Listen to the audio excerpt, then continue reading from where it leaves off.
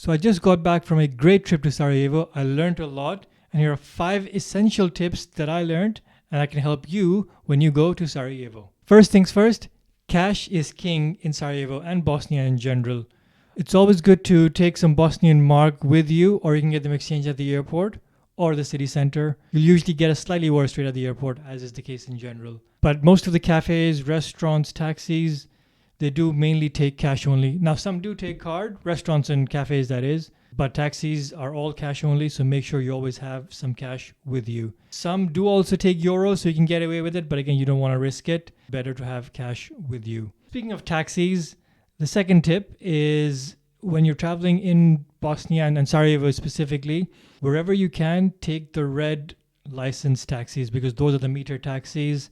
There are a lot of other taxi companies that have their own taxi drivers. You need to pre-negotiate a rate with them, but the red taxis with the meter I found to be the cheapest, and you don't need to pre-negotiate anything. You can just go there and the taxi will run as it is, and you don't feel like you'll be scammed. Whereas if you pre-negotiate something, and there does tend to be a 10-15% difference just in my experience, so make sure that when possible you take the red taxi.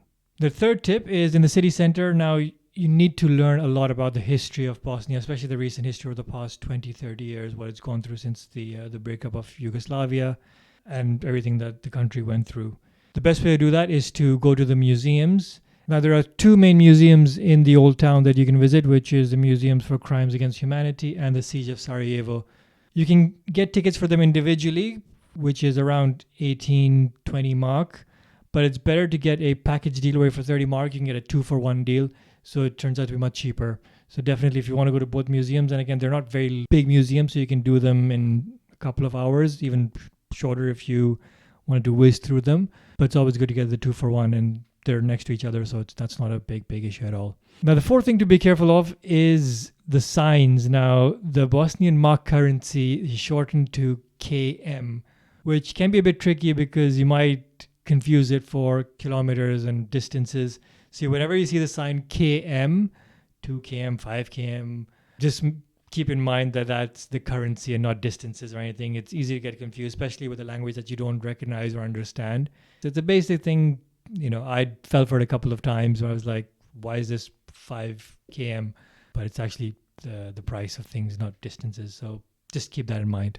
And lastly, for content creators or YouTubers or Instagrammers, which I aspire to be, the best time to explore the old town is early in the morning. And by early in the morning, I don't mean crazy early, like you don't have to wake up at 6 a.m. and get there. But the old town tends to be very quiet, even around 8:30 on weekdays, even on weekends. Now, that does mean a lot of the places, the shops, even cafes are closed. But you can go, you can record stuff. The city is a bit quieter. So if you want to take good shots of empty streets, that's a very good time to do that. And then in an hour or so, it starts getting busier and busier. So if you want to take photos, videos, the early morning is probably the best time to do it in the old town. And you can get a great contrast later in the evening when it's bustling with people and shops and markets. So you can get a good feel of it.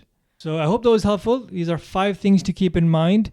Let me know if you've been to Sarajevo and if there are any other tips that you'd like to add. And for more travel tips and content, subscribe to Travel Taught Me. Thank you for watching.